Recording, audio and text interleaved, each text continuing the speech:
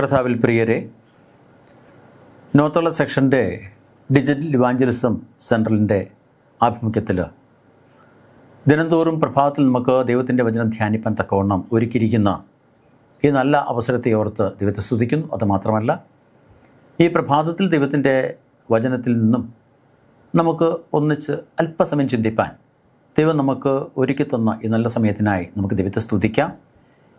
ഇത് ശ്രവിക്കുന്ന എല്ലാ പ്രിയ മക്കളെയും നിങ്ങളുടേതായ എല്ലാ ജീവിത മേഖലകളിലും കുടുംബങ്ങളെ, കുഞ്ഞുങ്ങളെ, പ്രിയപ്പെട്ടവരെ നല്ലവനായ കർത്താവ് അനുഗ്രഹിക്കട്ടെ എന്ന് ഞാൻ പ്രാർത്ഥിക്കുന്നു.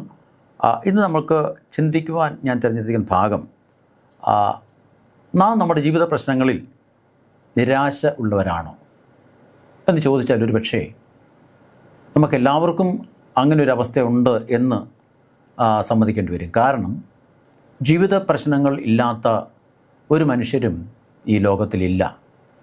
ലോകത്തിൻ്റെ ആരംഭം മുതൽ ഈ ആധുനിക കാലഘട്ടത്തിൽ ജീവിക്കുന്ന ഏത് വ്യക്തികളെ നാം എടുത്താലും, അതിസമ്പന്നരായിക്കോട്ടെ, ദരിദ്രരായിക്കോട്ടെ, ജീവിതത്തിൽ ഏത് മേഖലയിലും ജീവിക്കുന്നവരായിക്കോട്ടെ, ജീവിത പ്രശ്നങ്ങൾ എന്ന് പറയുന്നത് മനുഷ്യൻ്റെ ജീവിതത്തിൽ എന്നുമുണ്ട്. കാരണം നാം ജീവിക്കുന്ന ലോകം എന്ന് പറയുന്നത് ഒരു ഭൗതിക ലോകമാവുന്നു, അല്ലെങ്കിൽ ജഡീക ലോകമാകുന്നു.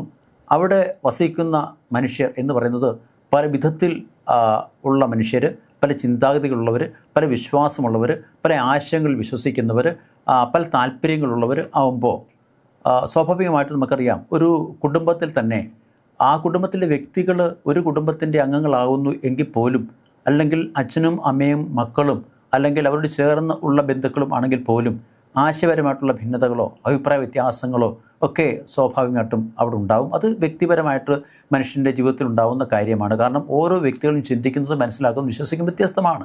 നാം ഒരു പൊതുവിശ്വാസത്തിൽ നിൽക്കുന്നവരാണെങ്കിലും, ഒരു പൊതുസമൂഹത്തിൽ ജീവിക്കുന്നവരാണെങ്കിൽ പോലും ആ നിൽക്കുന്ന വ്യവസ്ഥയിൽ തന്നെ വ്യത്യസ്തമായ കാഴ്ചപ്പാടുകൾ സൂക്ഷിക്കുന്ന അനേക വ്യക്തികൾ നമുക്ക് കാണുവാൻ സാധിക്കും. അത്തരത്തിൽ ജീവിത പ്രശ്നങ്ങളെന്ന് പറയുന്നത് തീർച്ചയായിട്ടും എല്ലാവർക്കും ഉണ്ട് എന്നത് നാം മനസ്സിലാക്കുന്നൊരു കാര്യമാണ്.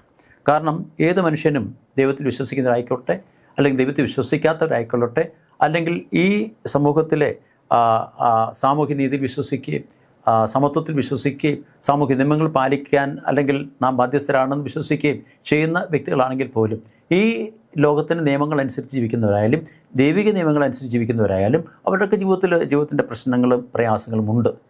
അത് സ്വാഭാവികമാണ്. കാരണം നാം ഇന്ന് മനസ്സിലാക്കുന്ന പോലെ, അപ്പോൾ അല്ലെങ്കിൽ പൂവിൻ്റെ മുള്ള് പോലെ, അല്ലെങ്കിൽ ശക്തമായൊരു മഴ പോലെ, അല്ലെങ്കിൽ സൂര്യൻ്റെ ചൂട് പോലെ, അല്ലെങ്കിൽ നമ്മളെ മരവിപ്പിക്കുന്ന തണുപ്പ് പോലെ, ഇതൊക്കെ ഈ സമൂഹത്തിലുണ്ട്, പ്രകൃതിയിലുണ്ട്. കാരണം നാം എത്രമാത്രം സുഖകരമായിട്ട് ഈ ഭൂമിയിൽ ജീവിക്കണം എന്ന് ആഗ്രഹിക്കുമ്പോഴും നമ്മുടെ സുഖകരമായ ജീവിതത്തോട് ബന്ധപ്പെടുത്തിക്കൊണ്ട് തന്നെ നിൽക്കുന്ന, അല്ലെങ്കിൽ നമുക്ക് അനുഭവിക്കേണ്ടി വരുന്ന ചില പ്രയാസങ്ങളും ഈ കൂട്ടത്തിലുണ്ട്. അത് ജീവിതത്തിൽ നമുക്ക് ഒഴിച്ചു നിർത്താൻ കഴിയാത്ത കാര്യങ്ങളാണ്. അപ്പോൾ അതുതന്നെ നമ്മൾ മനസ്സിലാക്കുമ്പോൾ ജീവിതത്തിലെ പ്രശ്നങ്ങളും ജീവിതത്തിലെ ബുദ്ധിമുട്ടുകളും ഇങ്ങനെ തന്നെ നിലനിൽക്കുന്നു എന്നൊക്കെ മനസ്സിലാക്കാൻ സാധിക്കും. അപ്പോൾ അങ്ങനെ നമ്മൾ ചിന്തിക്കുമ്പോൾ ജീവിതത്തിൽ പ്രശ്നമില്ലാത്ത ആരുമില്ല. ലോകത്തിലെ ഏറ്റവും വലിയ ഭരണാധിപന്മാർ മുതൽ സമൂഹത്തിലെ ഏറ്റവും താണ വ്യക്തികൾ പോലും ജീവിത പ്രശ്നങ്ങളുണ്ട്. പക്ഷേ നാം മനസ്സിലാക്കുന്നൊരു കാര്യം, ജീവിത പ്രശ്നങ്ങൾ നമ്മുടെ ജീവിതത്തിൽ കടന്നു വരുമ്പോൾ, അല്ലെങ്കിൽ എപ്പോഴും ഉണ്ടാകുമ്പോൾ, നാം അതിൽ നിരാശപ്പെട്ടു പോകാൻ പാടില്ല എന്നാണ്.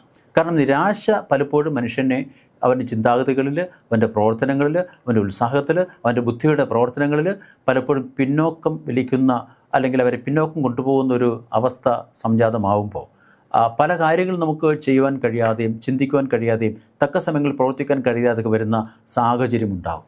അപ്പോൾ അത്തരത്തിലുള്ള സാഹചര്യങ്ങൾ നമ്മുടെ ജീവിതത്തിൽ ഉണ്ടായി നാം ചെയ്യേണ്ട കാര്യങ്ങൾ ചെയ്യാതെ, അല്ലെങ്കിൽ അലസത തോന്നി, അല്ലെങ്കിൽ നമുക്ക് മടി തോന്നി, നിരാശ തോന്നി നമ്മൾ ഇരിക്കുമ്പോൾ നമ്മുടെ അവസരങ്ങൾ പക്ഷേ നഷ്ടപ്പെട്ടു പോകുന്നു, നമ്മൾ തിരിച്ചറിയുന്നുണ്ടാവില്ല.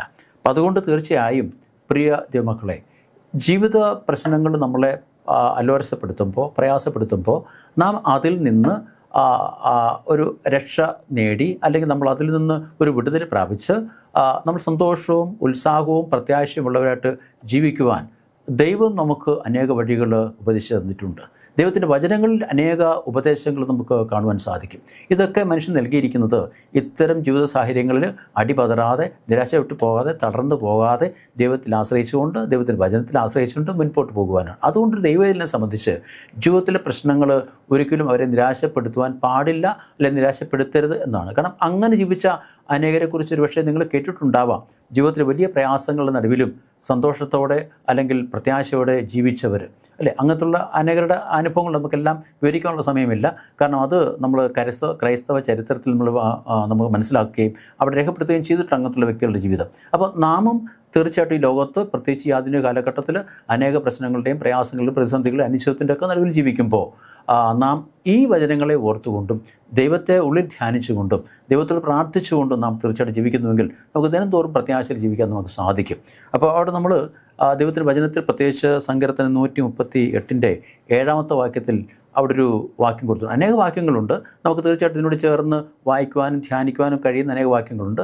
എന്നാൽ ഒരു വാക്യം മൊത്തം ഞാൻ എടുക്കുന്നു. അവിടെ നമ്മൾ വായിക്കുന്നത്, ഞാൻ കഷ്ടതയുടെ നടുവിൽ നടന്നാലും നീ എന്നെ ജീവിപ്പിക്കും, നിൻ്റെ വലകെ എന്നെ വിടുവിക്കുമെന്നാണ്. അപ്പം നാം കഷ്ടതയുടെ നടുവിൽ നടന്നാലും നീ എന്നെ ജീവിപ്പിക്കും. അപ്പോൾ നമ്മൾ കഷ്ടതയുടെയും പ്രയാസങ്ങളുടെയും നടുവിൽ നടന്നാലും നമ്മളെ ജീവിപ്പിക്കുന്ന, നമ്മളെ കരം പിടിക്കുന്ന ഒരു ദൈവം നമുക്കുണ്ട് എന്ന് പൂർണ്ണമായിട്ട് നാം വിശ്വസിക്കുന്നെങ്കിൽ തീർച്ചയായിട്ടും പ്രിയ മക്കളെ, ഒരു ജീവിത പ്രശ്നങ്ങൾ നമ്മൾ നിരാശപ്പെടേണ്ട ആവശ്യമില്ല. കാരണം ആ നിരാശയിൽ നമ്മളെ ബലപ്പെടുത്തുന്ന, ശക്തീകരിക്കുന്ന, നമ്മളെ പ്രത്യാശയിലേക്ക് വഴി നടത്തുന്ന ഒരു ദൈവം നമ്മുടെ കൂടെ ഉണ്ട് എന്ന് ദൈവത്തിൽ ആശ്രയിക്കുന്ന, അവൻ്റെ വചനം അനുസരിക്കുന്ന ഓരോ ദൈവത്തിലും വിശ്വസിപ്പാൻ കഴിയും. അതുകൊണ്ട് നമുക്ക് ഓരോ ദിവസവും സന്തോഷമുള്ളതായിരിക്കാനും പ്രത്യാശയുള്ളതായിരിക്കാനും നമുക്ക് കഴിയും.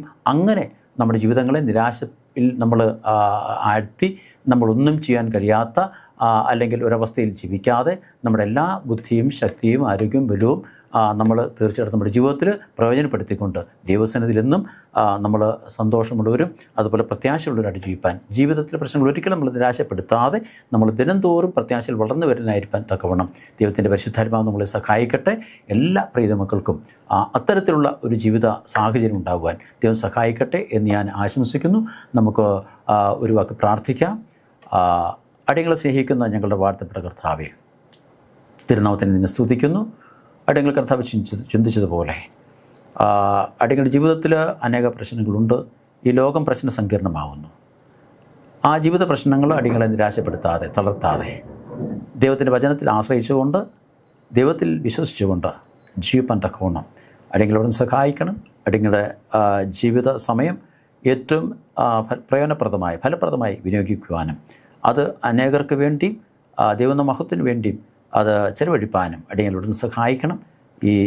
ഈ ചിന്തയിൽ, ഇന്നത്തെ ഈ ധ്യാനത്തിൽ ശ്രവിച്ച ഇതിന് പങ്കുവയ്ക്കുന്ന എല്ലാ തിന്മക്കളെയും കർത്താവ് സഹായിക്കട്ടെ, അനുഗ്രഹിക്കട്ടെ പ്രാർത്ഥിക്കുന്നു. അവിടുത്തെ കൃപയിൽ സൂക്ഷിക്കുകയും പരിപാലിക്കുകയും ചെയ്യണം. മനമൊത്ത കഥ എടുക്കണം. എല്ലായിടങ്ങൾക്ക് ആ ജീവനെ സന്ദേശം ചോദിക്കുമ്പോൾ കൃപയെടുക്കണം. നല്ല ദൈവമേ, ആമേൻ. പ്രിയ ദൈവമക്കളെ, ഈ ചിന്ത നിങ്ങൾക്ക് മറ്റനേകരുമായിട്ട് പങ്കുവയ്ക്കാൻ കഴിയും. തീർച്ചയായിട്ടും നല്ലൊരു ദിവസം നിങ്ങൾക്ക് ആശംസിക്കുന്നു. ദൈവം നമ്മൾ ഓരോരുത്തരെയും അനുഗ്രഹിക്കുമാറാവട്ടെ. ആമേൻ.